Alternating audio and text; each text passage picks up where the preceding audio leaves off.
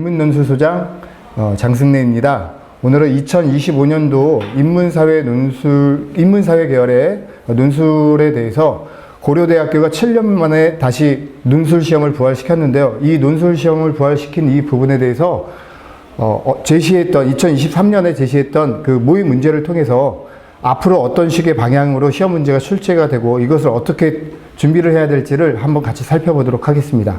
먼저 저희 학원에서 준비한 커리큘럼을 먼저 살펴보시면은 우선적으로 2025년도 이 논술 수업을 위해서 이렇게 여러분의 선생님들이 계시고요. 또 2025학년도 그 논술 고려대학교 논술을 위해서 여러 가지 이제 강좌들이 있는데 이것이 지금 여기 써 있는 것뿐만 아니라 상설로 운영이 되고 있으니까 많은 문의 부탁드리겠습니다. 우선적으로 이제 고려대학교 7년 만에 부활한 고려대학교 논술 시험에서는 논술이 100%로 선발이 되고 또 수능 최저 학력 기준을 적용하기로 했고요. 이렇게 인문자연계열과 경영대학으로 두 가지 포인트로 나눌 수 있습니다. 먼저 이제 모집 단위를 본다면 경영대학 같은 경우에는 16명을 모집하기 때문에 굉장히 지금 많은 단위를 모집하고 있고요. 뭐 경제학과라든지 또 문과 같은 경우에는 사회학과라든지 또 자유전공학부라든지 이렇게 많은 수의 논술 전형, 우수자 전형이 있기 때문에 이런 부분을 응시하는 것이 훨씬 더 좋은 방법 중에 하나라고 생각합니다.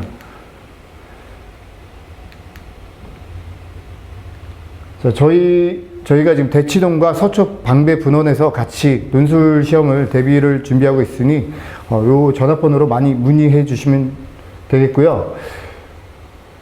우선적으로 2023년도에 고대에서 제시한 그 문제들의 어떤 과목들을 특성들을 분석해 본다면 먼저 교육과정 중에서 통합사회라든지 문학이라든지 생활과 윤리라는 과목에서 문제 제시문들이 출제가 됐기 때문에 상당히 과거에 7년 전에 있었던 시험 문제랑 좀 다른 형태의 문제로 바뀌었다라고 볼 수가 있습니다.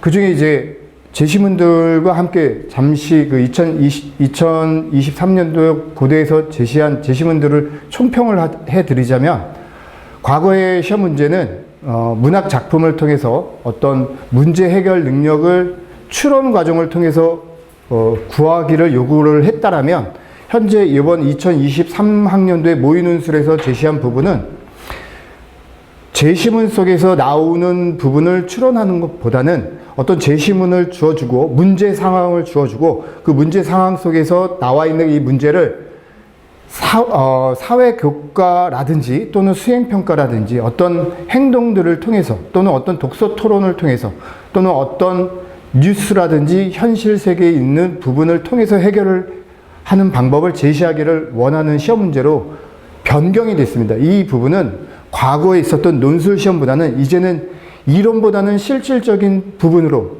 추상적인 부분보다는 실천적인 부분으로 들어가자라는 문제 방향으로 바뀌었다라고 볼 수 있습니다. 먼저 제시문 1번부터 좀 잠시 볼 텐데요.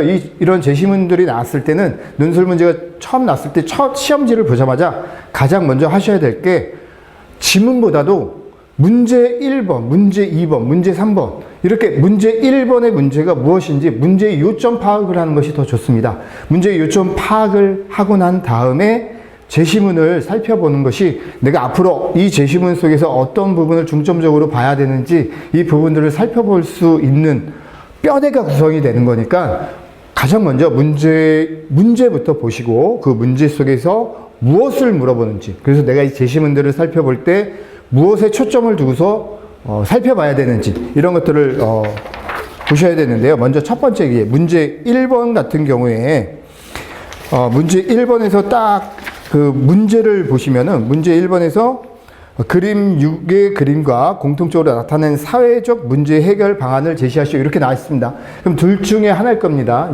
제시문 그림 6번의 그림이 어떤 공통적인 부분이 있다라는 것 하나랑 또 사회적 문제 해결 방안을 제시하시오 이랬으니까는 분명히 이 제시문 속에는 사회적 문제 해결 방안은 제시가 되지 않았을 겁니다. 그래서 그 부분은 여러분들이 탈교과서적인 부분에서 그동안 초등학교 때부터 해서 고등학교 때까지 교과 교육을 통해서 수행평가라든지 아니면 자신의 독서활동을 통해서 배웠던 내용들을 제시를 하시면 되는 아주 간단한 형태로 가시면 됩니다. 제가 이 총 제시문 6가지를 다 살펴보니까 우선적으로 그 사회적 해결 방안을 제시하라고 하는 이 부분들이 지문 속에는 없습니다. 그 지문 속에 없기 때문에 현실적인 방안에서 생각을 해내고 사회적 해결 방안을 나만의 방식으로 또는 내가 평상시 알고 있었던 방식으로 제시를 해내게 된다면 여기에 아마도 창의적인 점수가 가미가 되지 않을까 싶습니다. 그러기 위해서 이제 평상시 고등학교 생활 속에서 학교 선생님들이 내주시는 수행평가를 공부를 할 때 대충 하시는 것보다는 수행평가를 하고 꼭 나만의 내면화하는 학습 방법도 필요할 것으로 보여집니다. 먼저 이제 제시문 1번부터 여기 거사가 나오고요. 쭉쭉 나오는데 제시문에서 가장 또 체크를 하셔야 될 게 바로 핵심 키워드나 아니면 핵심 문장입니다. 이 제시문 1번에서 볼 수 있는 핵심 키워드로서는 제가 꼽은 키워드는 한 가지, 바로 요 거울입니다. 이 거울이라는 것을 통해서 어떤 것을 살펴볼 수 있느냐 이런 건데, 이 거울은 우리가 바라보는 이 거울은 나뿐만 아니라 거울을 멀뚱히 보고 있다라면 내가 보는 자아와 다른 사람이 보이는 거울 속에 비친 내 모습이 다를 수가 있습니다. 이 부분을 통해서 거울을 통해서 개인 간의 차이가 개인 간의 차이의 시각을 드러낸다라고 볼 수 있습니다. 어떤 사람이 볼 때는 거울이 맑진 않지만 맑아 보이는 사람이 있는 거고요. 또 흐린 거울이지만 맑아 보이는 사람이 있는 반면에 맑은 거울이지만 흐리게 보이는 사람도 있죠. 이것이 바로 개인 간의 차이입니다. 이런 부분에 대해서 문제 해결 방법으로서 여기서 요 지문을 통해서 추론할 수 있는 내용은 우리가 거울을 통해서 개인 간의 시각 차이가 다르다는 얘기는 다른 사람의 시각도 인정을 해줘야 된다라는 것이거든요. 이것을 우리는 상대주의라고 하는데 다른 사람의 관점에서 그 의견을 살펴봐 주는 것, 이걸 우리는 관용이라고 합니다. 그래서 제시문 1번에서 해결 방안으로 제시한 것은 바로 그 것만을 흐리게 할지언정 그 맑은 것은 상우치 못하니 뭐 이러한 표현들이 있는데, 그만큼 다른 사람의 의견을 인정해주는 태도인 관용을 통해서 우리가 어떤 문제를 해결할 수 있다라는 것을 보여주는 제시문입니다. 이제 두 번째 제시문인데요. 이 두 번째 제시문에서는 이제 어떤 것을 제시를 했냐면, 다문화주의라는 것이 있고, 또 다원주의라는 것이 있고, 뭐, 이렇게 여러 가지 문화주의들이 있는데, 다문화주의와 다원주의를 뭐 굳이 요 지문 속에서는 구분을 해놨는데, 사실 문제 푸는 과정에서는 구분할 필요는 없습니다. 그냥 다문화주의라는 것은 여기 다양한 채소의 과일과 특성을 유지하면서 조화롭게 맛을 내는 것을 다문화주의라고 하고, 다원주의라는 것은 주류 문화에 더하기 비주류 문화가 공존한다는 것입니다. 주류 문화와 비주류 문화는 분명히 다른 것입니다. 주류 문화라는 것은 권력을 가지고 있는 소수의 문화라고 하더라도 그 사회를 지배한다면 그것을 우리는 주류 문화라고 봅니다.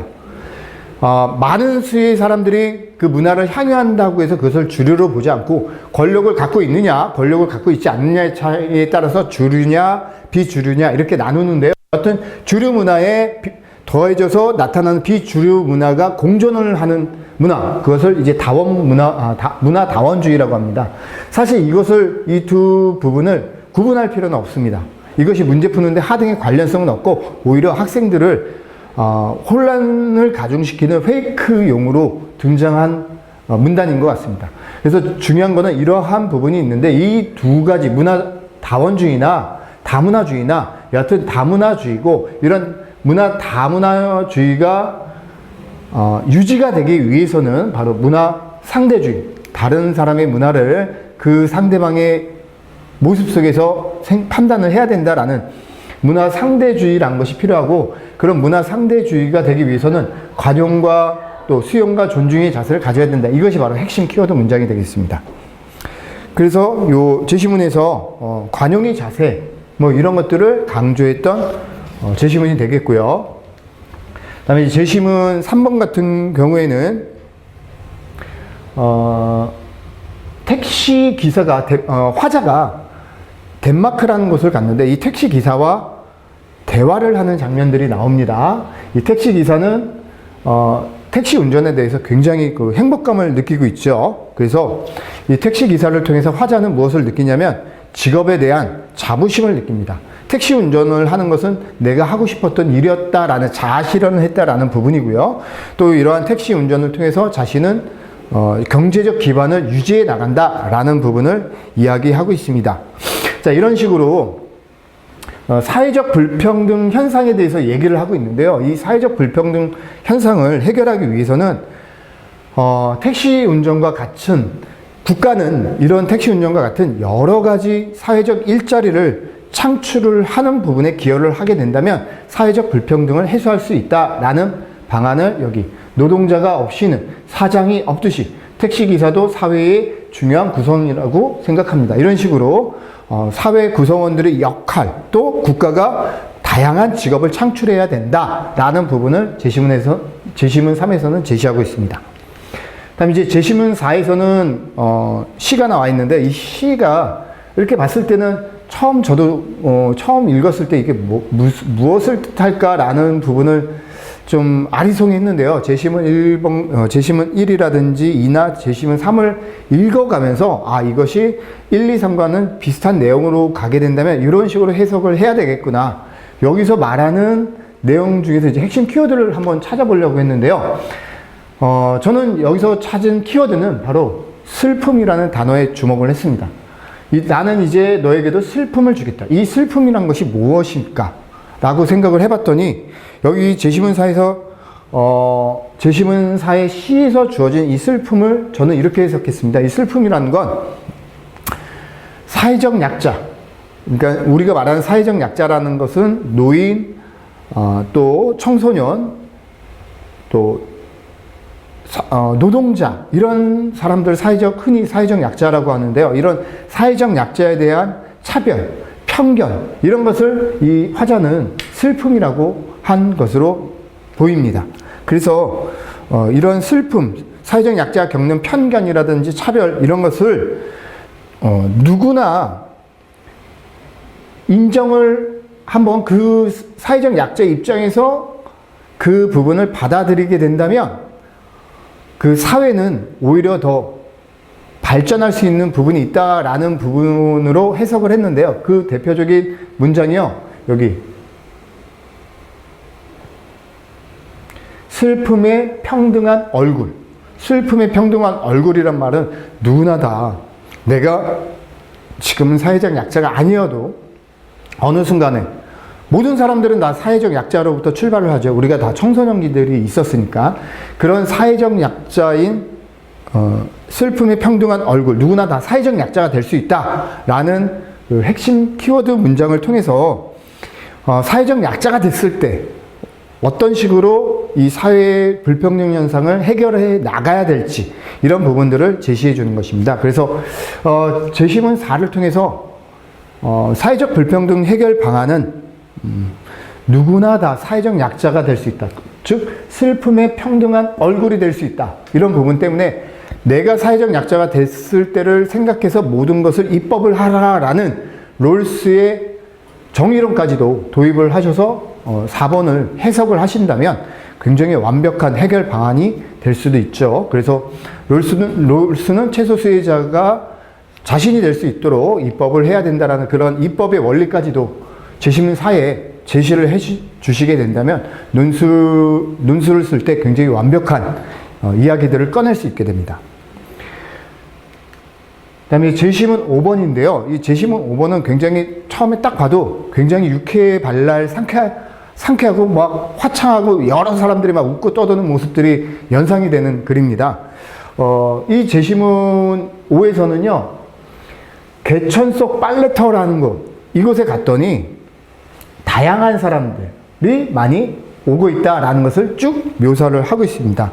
이 다양한 천변 속에 다양한 사람들이 많이 모여 있어서 서로 웃고 떠들고 뭐 여러 가지 빨래도 하고 거기서 물장구도 치고 있고 이런 모습들을 묘사를 했고요. 그런데 참 아이러니한 것은 이것이 바로 서울이라는 것입니다. 그래서 서울이라는 곳에 이러한 사람들이 모여서 여러 가지 일을 하고 있다는 얘기인데, 우선 제시문 5를 약간 요약을 해드리자면, 천변 속의 다양한 인간 군상들의 모습들을 그냥 단순하게 묘사를 하고 있고요.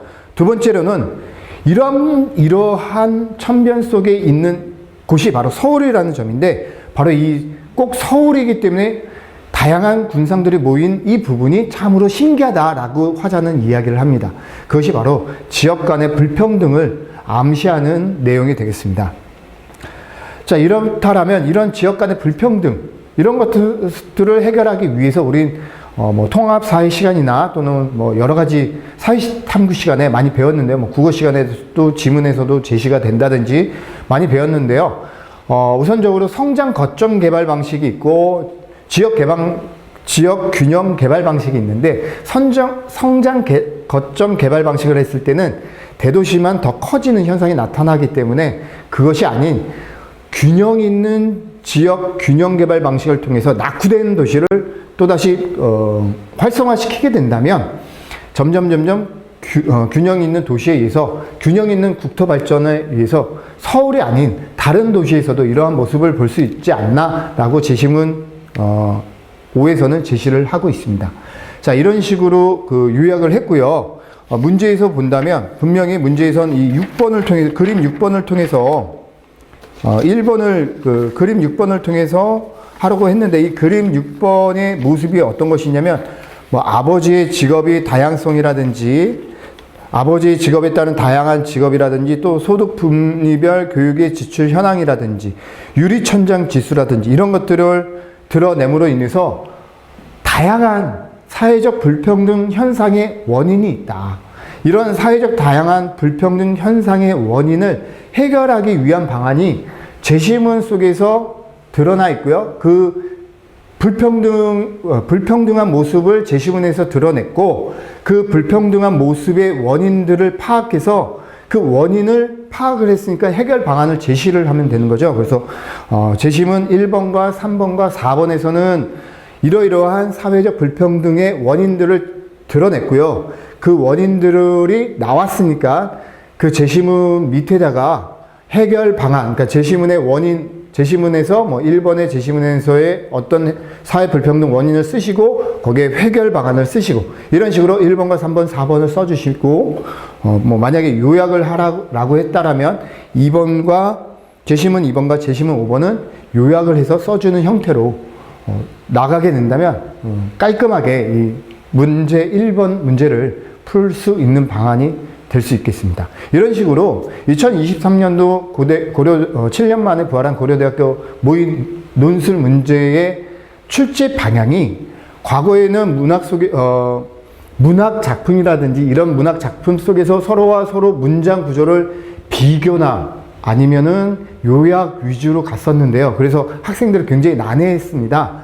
그런데 이제는 요약보다는 문제 속에 제시된 원인을 파악을 하고 그 원인 속에서 해결 방안은 제시문 속에서의 추론 방식이 아니라 제시문을 통한 추론 플러스 내가 가지고 있는 사회 교과적 배경 지식을 함께 겹쳐서 여기 답안지에다가 서술하라라는 방식으로 변경이 되었습니다. 이런 식으로 변경이 되었기 때문에 그냥 자칫 잘못해서는 이 제시문 속에서의 내용만 파악을 해서 요약으로 끝나버릴 수가 있는데요. 다가오는 이제 올해부터 실시되는 고려대학교 모의 논술에서는요, 그것이 아니라 한 단계를 더 나아갔습니다. 요약뿐만 아니라 이 요약을 통해서 원인을 파악하고 그 원인을 통해서 내가 해결할 수 있는 방안 또는 실천 방안을 직접적으로 답안지에다가 쓸 수 있는 그러한 방식으로 바뀌었기 때문에 마치 기존의 다른 학교의 논술 시험 방향과는 판이하게 다른 부분을 볼 수가 있습니다. 이런 부분을 대비하기 위해서는 반드시 통합사회라든지 아니면 사회탐구 영역의 생활윤리나 아니면 사회문화 또는 윤리와 사상과 같은 과목들의 교과서에 나와 있는 제시문들을 꼼꼼히 읽고 그것에 대해서 자신의 생각들을 정리하는 훈련 또는 그 생각들을 다른 사람과 토론하는 훈련을 통해서 이러한 부분들을 평상시 틈틈이 공부할 수 있는 방향으로 나아가야 할 것으로 보입니다. 자, 이것으로 문제 1번을 마치고요. 다음으로는 문제 2번을 보도록 하겠습니다.